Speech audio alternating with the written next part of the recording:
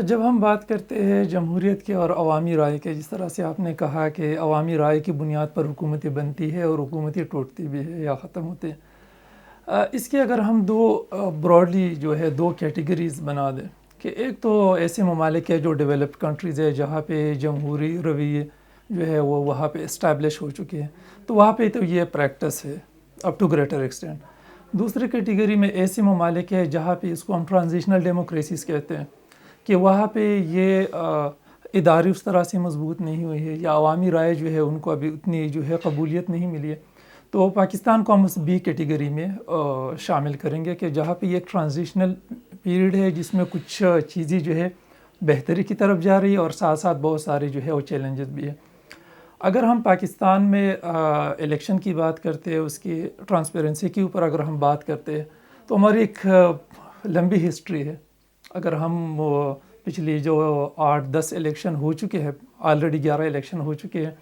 جب اس کو ہم دیکھتے ہیں تو اس میں بہت سارے ہمیں مسئلے مسائل جو ہے اس میں نظر آتے ہیں۔ تو کسی ایک انتخاب کو بھی آپ نہیں کہہ سکتے کہ وہ 100% جو ہے وہ ٹرانسپیرنٹ ہوا ہے، جو ہماری تاریخ کا جو ہے وہ حصہ ہے۔ تو اس بنیاد پر اگر ہم حالیہ الیکشن دیکھ لیں تو باقی الیکشن سے یہ کچھ زیادہ مختلف نہیں ہے، وہ اس حوالے سے کہ پچھلے جتنی بھی الیکشن ہوئے اس میں لوگوں کے جو ریزرویشنز تھے جو باقی تاریخ کا حصہ بن گئے، تو وہ چیزیں اب یہاں پہ اپ ٹو گریٹر ایکسٹینٹ جو ہے وہ دہرائی جا رہی ہے۔ تو ہم یہ کہہ سکتے ہیں کہ شفاف الیکشن تو نہیں ہوئی، لیکن ایٹ لیسٹ ہم یہ کہہ سکتے ہیں کہ ایک جمہوری حکومت جو ہے وہ ابھی بن جائے گی، تو ایٹ لیسٹ یہ ہے کہ آگے فیوچر میں جا کے جو ہمارے سامنے جو چیلنجز ہے اس کو ہم امپروو جو ہے وہ کر سکتے ہیں۔ تو اوورآل اس کو ہم اتنا ٹرانسپیرنٹ الیکشن جو ہے وہ اس لیے نہیں کہہ سکتے۔ میرے خیال میں اگر ہم پاکستان کی سیاسی تاریخ کے اوپر نظر دوڑائیں تو یہ تجربہ کچھ خاص کامیاب نہیں رہا، اور اس کی کچھ بنیادی وجوہات ہیں۔ بنیادی وجوہات یہ ہے کہ اس طرح کے دو بڑی پارٹیز یا 4-5-6 پارٹیز جو ہے وہ کولیشن گورنمنٹ بناتی ہے، تو اس میں ہر پارٹی کا اپنا نظریہ ہے۔ مسلم لیگ نون کا اپنا ایک نظریہ ہے، پیپل پارٹی کا اپنا ایک نظریہ ہے، باقی پارٹیز کا جو ہے اپنا ایک نظریہ ہے۔ تو اس میں تو ایک نقصان یہ ہوتا ہے کہ مختلف نظریات کو ساتھ لے کے چلنا جو ہے وہ کمپرومائزز کے بغیر آپ نہیں لے کے جا سکتے۔ تو اگر آپ ایک کلیئر ویژن، ایک خاص نظریے کے ساتھ آگے نہیں بڑھیں گے تو اس کا مطلب یہ ہے کہ آپ کے لیے چیلنجز جو ہے وہ زیادہ ہے، اور آپ مسائل کو اس طرح سے حل کرنے میں پھر آپ اسی طرح سے کامیاب نہیں ہو سکتے۔ ایک پہلو اس کا یہ ہے۔ دوسرا یہ ہے کہ پچھلی حکومتوں میں ہم نے دیکھا،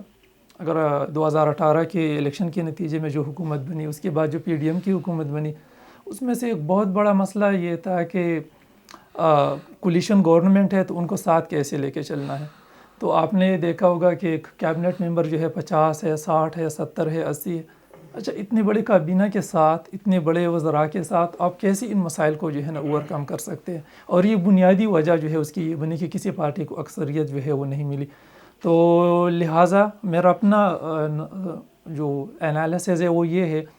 کہ یہ جو میجر چیلنجز ہے اس کو ختم کرنے میں یہ بہت زیادہ افیکٹو رول جو ہے وہ نہیں پلے کر سکیں گے۔ اپ ٹو سم ایکسٹینٹ تو کر لیں گے، لیکن اپ ٹو گریٹر ایکسٹینٹ یہ نہیں کر سکیں گے،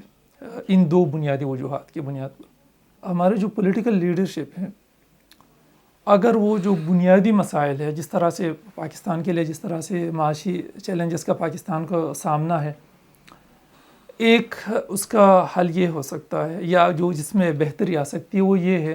کہ اگر کسی حکومت کے پاس سمپل میجورٹی آ جائے، 2/3 میجورٹی نہ بھی آ جائے، اگر سمپل میجورٹی آ جائے تو وہ حکومت جو ہے اپ ٹو گریٹر ایکسٹینٹ جو ہے وہ کیا ہوگا، ایک مستحکم حکومت، ریلیٹیولی جو ہے مستحکم حکومت بن سکتی ہے۔ لیکن یہ بھی ایک عارضی ایک ریمیڈی ہے، اس سے کچھ بہتری آ سکتی ہے، لیکن لانگ ٹرم میں وہ نہیں آ سکتی۔ لانگ ٹرم میں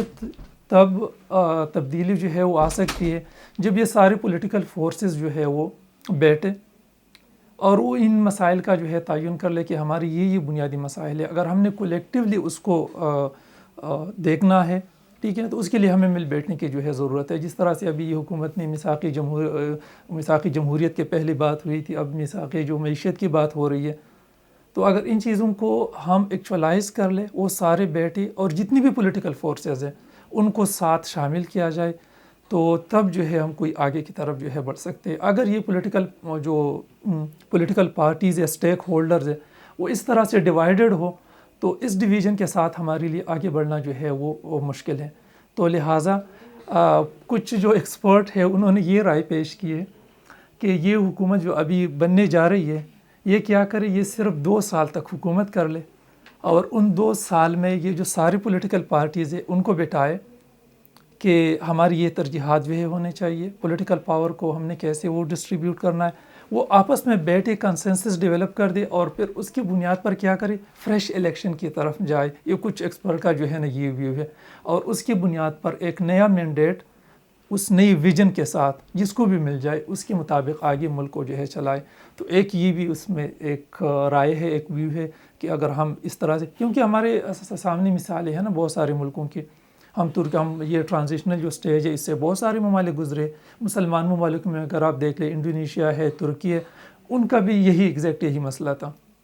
کہ ان کا ٹرانزیشنل سٹیج میں ہے اور وہ ایک پروسیس ہے اس کو ریپیٹ کرتے جا رہے. 5 سال گزر گئے، اس کے بعد پھر اسی جگہ پہ کھڑے ہیں.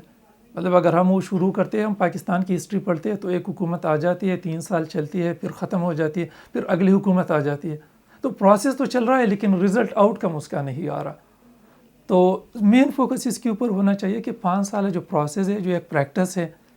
اس کا کوئی نتیجہ بھی آ جائے کہ ہم کوئی اس میں ہم نے یہ امپرومنٹ لے کے آئے، ہم اپنی اکانومی کو ہم نے ڈیولپ کر دیا، ہم جو ہے سیاسی طور پر ذرا مستحکم ہو گئے. تو ہمارے سامنے اس طرح کی مثالیں ہیں کہ وہاں پہ اس طرح کی ایشوز تھی، مسئلے مسائل تھے، لیکن جو پولیٹیکل لیڈرشپ وہ لوگ بیٹھ گئے اور انہوں نے ان چیزوں کا تعین کر دیا اور مل کے انہوں نے ان مسائل کا حل تلاش کرنے کی کوشش کی تو وہ کامیاب ہو گئے. تو یہ ایک وے فارورڈ ہے کہ جب تک یہ پولیٹیکل فورسز آپس میں نہیں بیٹھتے، یہ جو میجر چیلنجز ہے اس کے اوپر کنسنسس ڈیولپ نہیں کرتے، تو یہ جو پریکٹس چل رہی ہے اس کے ساتھ ہم کوئی خاص ترقی جو ہے وہ نہ کر سکتے، نہ سیاسی. کیونکہ اس میں بنیادی بات یہ ہے کہ آپ کسی بھی ملک کے لیے دیکھتے ہیں، سیاسی استحکام جو ہے